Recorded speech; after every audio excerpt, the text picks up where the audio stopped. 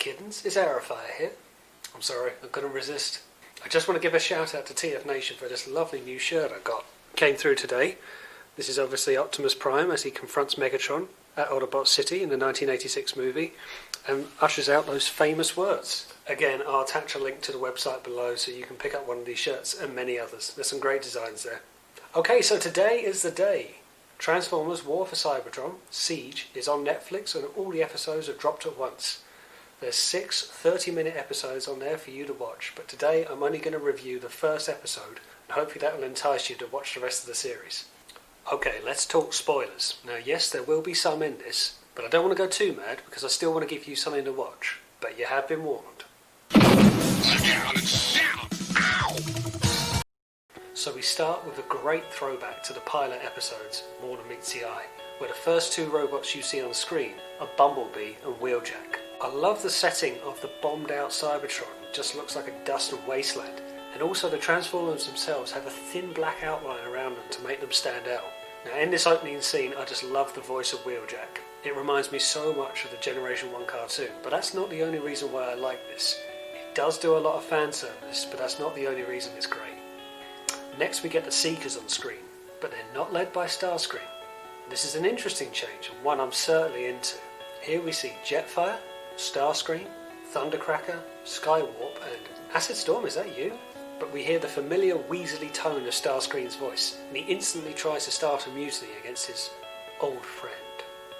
But it's not long until we see something that makes everybody stop in their tracks and Megatron appears. Now throughout the episode he comes across as a big deal. He's huge in stature and his blood red eyes and he has a truly tyrannical voice. Now I've got to say at this point I love the minor detail. When the Transformers move they have this whirring noise in their joints. It gives them this autonomous feel where in fact they're sentient. Oh okay then, let's talk about Megatron's lips. I don't see the point. They look like they're full of Botox or something. I don't really get it.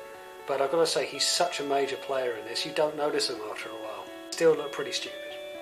And then Optimus appears, sporting his Siege toy look in vehicle mode, and in robot mode as well.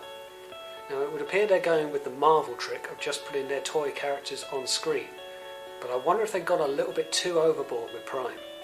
Now I'm usually a huge fan of Prime, but this one hasn't clicked with me just yet. Obviously it's not Peter Cullen voicing Optimus Prime. I think he's the best, but I'm not saying that other people can't voice the great Optimus, but this one isn't doing it for me just yet. He's too shouty for a robot and a leader that's normally so high above it all. Alpha Trion? Killed by Megatron? Okay, we've started early. And back on the subject of mouths, Optimus's faceplate doesn't move when he talks. Lame. Megatron has his sword. They're really trying to sell that point, huh? Oh, hi Alita. Are you a car now? Was she always a car? Autobots retreat. That doesn't sound right. So it's clear by now in this that Bumblebee is not of the Autobot ranks. He seems to be a mercenary for the highest bidder, and in this he is an Energon scavenger, but not a very good one. So we're back at Autobot headquarters, and it looks like the Ark if ever I saw it. But there isn't much to see here, just a lot of busted up Autobots down on their luck. Here we have Hound, Chromia, Red Alert, Sideswipe, Mirage, and a few other bots that I can't distinguish yet. A wild Ultra Magnus has appeared. I wasn't totally sold on his toy design, but he does look good on screen. I'm not wild about his voice either, or the fact he's talking about surrender in the first episode. I would have expected him to follow Prime to the ends of the earth. Or Cybertron. Red Alert is a medic now, and less paranoid. But I'm loving the designs of both him and Sideswipe. Have you noticed the Autobots' lips aren't quite so loud? Here, Optimus very badly tries to sign Bumblebee up, and gets friend-zoned. I'm sure we'll revisit this in time to come. At least here Optimus gives one of his heartfelt speeches, even if he does get a bit shouty towards the end. You okay, hun? And the episode comes to its conclusion with Megatron giving a rip-roaring speech to his fellow Cybertronians. This really gives a good start to the lore of the Transformers War and the Decepticons' rise to end austerity. But someone is on a mission of their own. This is a very strong start to the series. Cybertron looks like a planet of ash on the dawn of war. The voice acting is largely brilliant and it really gives the Transformers a surge of life. I love how they presented Megatron so far. He comes across so dominant you can't imagine the likes of Starscream trying to overthrow him. Okay, let's get the negative stuff out of the way. Here are the things I'm not so keen on.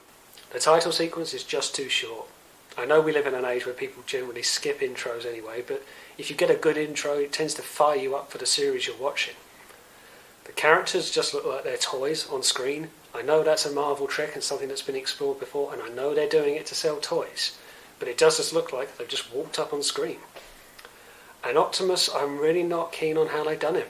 I think he just looks too flappy and bulky in some areas. He looks like his toy with flappy backpacks, and he's just too shouty, and he spends most of this episode getting his ass kicked. Right, now on to the positives of what I did like. The voice acting for the most part is on point. The character designs are great, and it really gives them a presence on an otherwise lifeless world. Jetfire as a Decepticon, I'm liking this. And it ties into a great story of the dawn of war between the Autobots and Decepticon, which should really help newer fans. I do wish it was longer than 6 episodes, but when you add up 30 minutes each, it's longer than a 1986 movie, so we've got nothing to argue about. So in summary, I give this 4 Rodimus Star Badges out of 5 for the first episode. I'm not going to review the other episodes, I don't think, but I hope this has inspired you to watch this for yourself and hopefully enjoy it. But in the meantime, thanks for watching. Don't forget to like and share this video and subscribe to the channel for more Transformers content. And I'll see you on the next one.